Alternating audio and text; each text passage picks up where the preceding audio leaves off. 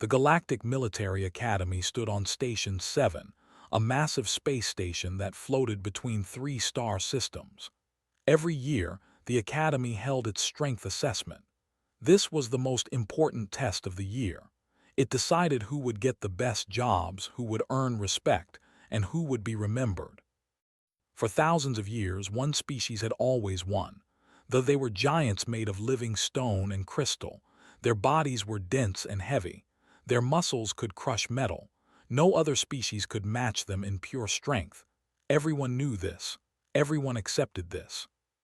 Hask sat in the lower benches of the Grand Colosseum. He was human. Around him, thousands of aliens watched the competition.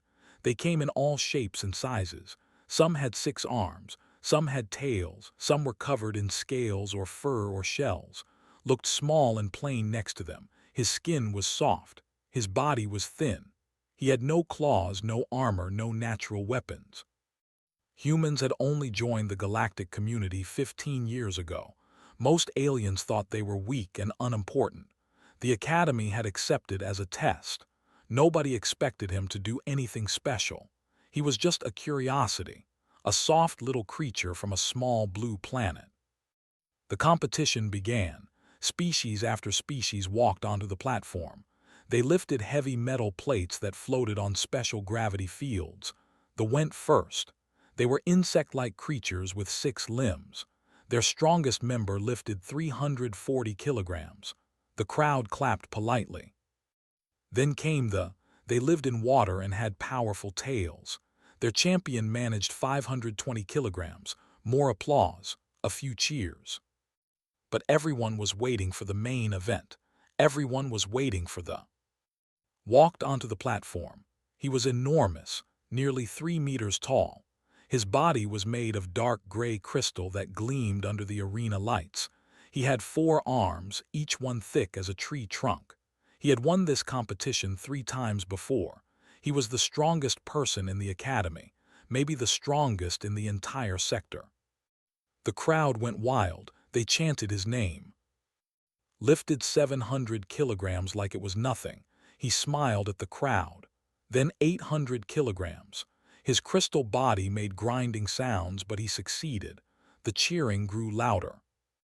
850 kilograms, the announcer called out. A new personal record.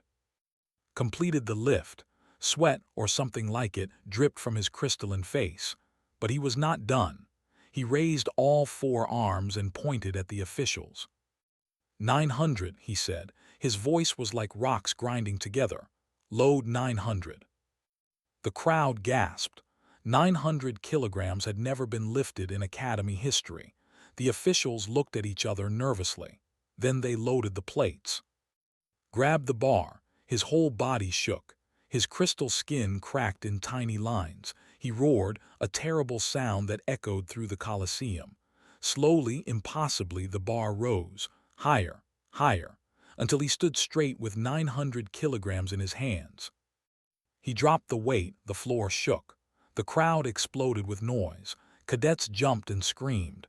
Others stared in amazement. The announcers could barely speak. A new Academy record, 900 kilograms, the greatest feat of strength ever recorded in this institution. Raised his arms in victory. He looked like a god standing there, bathed in light, surrounded by worship. The officials began to close the exhibition. It was over. Nothing could follow that. Nothing could match it. Then a voice cut through the noise. It was quiet, calm, almost bored. Shift over, my turn. The Colosseum fell silent. Every eye turned toward the sound. A figure walked toward the platform, small, thin, soft-skinned. Human. Hask stepped onto the stage. He was calm. His face showed nothing. He walked past like the giant was not even there. Did not move. He stared down at the human with eyes full of contempt. You, the soft skin, he laughed. It sounded like breaking glass. You will rupture your organs at 200 kilograms. Go back to your bench, little creature. Did not look at him. He did not respond. He simply walked to the bar and began rubbing white powder on his hands. It was chalk, a human thing. None of the aliens understood why he did it. The officials did not know what to do. This was not in the rules. Humans were not expected to compete in the open exhibition. Their reports said humans could lift maybe 300 kilograms at most. This would be embarrassing, possibly dangerous. But no rule said he could not try. "Let him," someone shouted from the section. "Let him try and break himself. It will be funny." Laughter spread through parts of the crowd. The officials shrugged and reset the plates to 400 kilograms. That should end this quickly. Grabbed the bar, he breathed in deep, then he lifted. The weight rose smoothly, easily, like it was nothing. Silence. The officials looked at their instruments. They checked the gravity settings. Everything was correct. They loaded 500 kilograms. Lifted it still easy. 600 kilograms. His face turned red, but he lifted it clean. Whispers spread through the Colosseum like fire. This was impossible. Human bodies could not do this.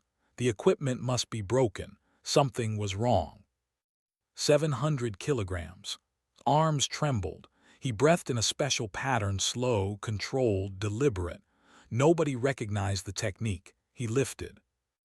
800 kilograms. His nose started to bleed. A thin red line ran down to his lip.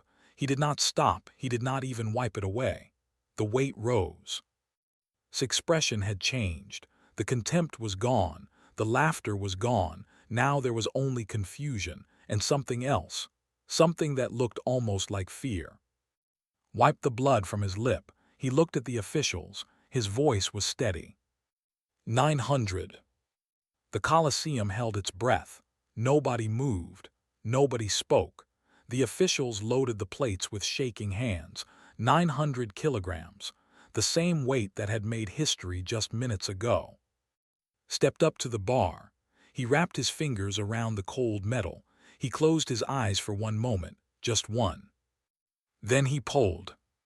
The bar moved, slowly, so slowly that some people thought it was not moving at all. His whole body shook. His face turned dark red. The veins in his neck stood out like ropes. Blood vessels burst in his eyes, turning the whites pink. But the bar kept rising. Past his knees, past his thighs, higher, higher. Every centimeter was a battle, every second was agony. The entire Colosseum watched in complete silence. Nobody breathed, nobody blinked. And then stood straight. The bar locked out at his hips. 900 kilograms. The same weight that had made a legend just minutes ago. But did not drop it. He held it 1 second, 2 seconds, 3, 5, 10 seconds. He stood there with the impossible weight in his hands, blood dripping from his nose, his body screaming in pain. But he held it. It was not required. It was not part of the rules. It was a statement. Then he dropped the weight. The floor cracked. The sound echoed like thunder. The Colosseum exploded. Not with cheers, not yet. First there was screaming, confusion, disbelief. Thousands of aliens jumped to their feet. They shouted at each other. They pointed at the human. They checked their devices, searching for some trick, some cheat, some explanation. There was none. Fell to one knee. His body had been pushed past its limits. Medical drones flew toward him, their lights blinking with alarm. He waved them away. He did not want help. He wanted to stand on his own. Stood frozen on the platform. The great champion, the strongest in a generation. His crystalline face showed something nobody had ever seen before. Shock, denial, horror. A soft skin had matched him. A weak, fragile, primitive creature from a death world on the edge of nowhere had done what no other species could do. Commandant Sorrel watched from the observation deck. She was ancient and wise. She had run this academy for 200 years. She had seen countless competitions, countless champions. She thought she had seen everything. She was wrong. She descended from the deck. She had never done this for any cadet, ever, but she needed to understand. She walked through the stunned crowd until she reached the platform. Had gotten back to his feet. He was breathing hard. Blood still dripped from his nose. His hands were shaking, but he stood straight and met her compound eyes without fear. "How?" the commandant asked. Her voice carried across the silent Colosseum. It was not an accusation, it was genuine confusion. "Our reports say your species cannot do this. Your muscles are too weak. Your bones are too soft. How did you do this?" Wiped his nose with the back of his hand. He took a moment to catch his breath. Then he spoke. His voice was quiet, but in the silence everyone heard. "Your report studied humans at rest," he said. "In safe places, in controlled rooms. You measured what we are when nothing threatens us." He paused. "You never studied what we become when we are pushed." The commandant tilted her head. "Explain." "Humans evolved on a death world," said. "Everything on our planet wants to kill us. The weather, the animals, the diseases. Even our own star burns us if we stand in its light too long. We have no claws, no armor, no venom. We are soft and slow and weak." He took another breath. The crowd leaned forward. "So we evolved something else. Our bodies can adapt. When we face danger, our muscles can use more of their power. Most species have safety limits, blocks in their brains that stop them from hurting themselves. Humans can turn those limits off." Spoke for the first time. His voice was hoarse. "That would destroy your body." Turned to look at him. "Yes," he said simply. "It does, but here is the thing about humans." A strange light came into his eyes. "When we break, we heal stronger. Our muscles tear and grow back bigger. Our bones crack and rebuild thicker. Every time we suffer, every time we fail, every time we push past our limits and fall, we come back harder to kill." The Colosseum was utterly silent. "On my world," continued, "we have a saying. What does not kill you makes you stronger. For most species, that is just words, a nice idea. For humans, it is biology. It is how we are built." Commandant Sorrel processed this information. Her mind raced through the implications. If this was true, if humans could really do this, then everything the galaxy believed about them was wrong. "Your training," she said slowly. "Tell me about your training." Shrugged. "On Earth, we call it powerlifting. We lift heavy things until we cannot lift them anymore. Then we rest, recover, and lift heavier things. We have been doing this for thousands of years. We have competitions, records, people who dedicate their entire lives to finding out exactly how strong a human can become." He paused. Then he said something that made the blood drain from 100 faces. "Back home, I am not even special. I am a little above average. Maybe. There are humans who could lift more than I did today without trying very hard." The implication hung in the air like a blade. If this ordinary human could match the champion, what could their exceptional specimens do? Made a sound like grinding stones. He stepped toward. For a moment it looked like he might attack. His 4 fists were clenched. His crystal body vibrated with tension. But then he stopped. He looked at the human, really looked at him for the first time. He saw the blood, the trembling muscles, the broken blood vessels in his eyes. He saw how much damage had done to himself just to prove a point. "You hurt yourself," said. His voice was strange, quiet. "You tore yourself apart inside to do that." "Yes," agreed. "Why?" Smiled. It was a tired smile, but a real one. "Because I will heal. And when I do, I will be stronger than before. That is how humans work. That is what we are." The Colosseum remained silent as the human walked off the platform, leaving behind a shattered record and a galaxy full of questions. Word of the human's feat spread across Station 7 within hours. By the next day, it had reached every corner of the galactic network. News feeds played the video on repeat. Analysts argued about what it meant. Military commanders watched with very serious faces. The delegation filed an official complaint. They demanded an investigation. The human must have cheated. He must have used illegal implants or genetic modifications. There was no other explanation. But had been tested before the competition. Full body scan, genetic analysis, cybernetic detection, Everything came back clean. He was pure baseline human, completely unmodified. The complaint was dismissed. Different species reacted in different ways. The sent representatives to ask about human training methods. They wanted to learn. The military command quietly updated their threat assessments. A dozen intelligence agencies started new projects to study human capabilities. But the most important change happened quietly, in a recovery room on the medical level of the academy. Lay in a bed. His body was wrapped in healing patches. The doctors had told him he had torn several muscles and cracked 2 ribs, normal for him after a maximum effort lift. He would be fine in a few weeks, maybe less. The door opened, looked up expecting a nurse. Instead, he saw. It was too big for the doorway. He had to turn sideways to fit through. His crystal body scraped against the frame. He stood in the room like a mountain in a cave, filling the entire space with his presence. Tensed, he was in no condition to fight. If wanted revenge, he would not be able to stop him. But did not look angry, he looked tired and something else. Lost, maybe. I trained my entire life, said. His voice was soft for almost gentle.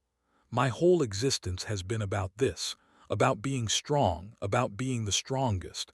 It is the only thing my people have, the only thing I have. Said nothing, he waited. And you, continued, you just walked up there, you just decided to take it from us. I did not take anything, said quietly. Strength is not a fixed thing. It is not a prize that only one person can hold. You are still strong, the strongest I have ever seen. But not the strongest in the academy, not anymore. Pushed himself up in bed. It hurt, but he did it anyway. He looked in the eyes. You could be stronger, he said, much stronger. Made a sound like rocks shifting. What? Your body is amazing, said. Your density, your structure. You are built for power in ways humans can only dream about, but your training methods are old, basic. You lift until you are tired, then you stop. You do the same exercises your ancestors did 1,000 years ago. Stared at him, and humans have spent centuries studying strength. We have learned things, techniques, methods, ways of training that push the body further than anyone thought possible. Your species never needed to learn these things because you were already strong enough. But that means you have not found your real limits. Paused. I do not think you are anywhere close to your real limits. A long silence filled the room. His crystal face was unreadable, could not tell what he was thinking. Then slowly spoke. You would teach me, your competitor. Held out his hand. It was a human gesture, a sign of trust and partnership. He did not know if would understand it. Train with me, he said. Learn what we know, and teach me what you know. Maybe together we can find out how strong both our species can really become. Looked at the offered hand for a long time. His 4 arms hung at his sides. The room was completely quiet. Then slowly, carefully, he reached out with one of his massive stone hands and took small, soft one. Very well, said. We will train together. Neither of them saw Commandant Sorrel standing in the doorway. She had come to check on the human. Instead, she had witnessed something unexpected, something that might be more important than any record. She was 300 years old. She had seen empires rise and fall. She had watched species fight wars over pride and territory and resources. She had seen what happened when one group thought they were better than another. But she had never seen this. A champion who lost and chose to learn instead of hate. A winner who reached out instead of stepping on those he had defeated. Perhaps, she thought, the galaxy had not just miscalculated human strength. Perhaps they had miscalculated something else entirely. She thought about the reports she had read. Humans were pack hunters. They formed bonds. They helped each other. They shared knowledge freely, even with strangers. They adopted other species into their families, animals they called pets. They felt sadness when creatures from other worlds suffered. The galaxy had looked at humanity and seen weakness, soft bodies, short lives, no natural weapons. They should have looked closer. They should have seen the scars that showed battles survived, the calluses that showed endless work, the fire in their eyes that showed a refusal to give up, and more than that, the open hands they offered to former enemies, the way they lifted others up instead of pushing them down. They were the Academy's mightiest. They were not anymore.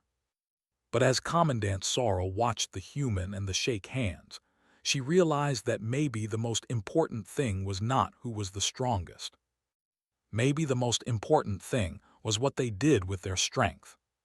She turned and walked away quietly, leaving the two unlikely friends to plan their future training.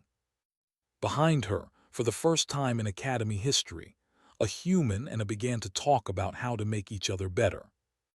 And somewhere in the vastness of space, on a small blue planet called Earth, millions of humans went about their lives. They trained, they struggled, they fell and got back up. They broke themselves and healed stronger. They had no idea that the galaxy was finally starting to pay attention. The end.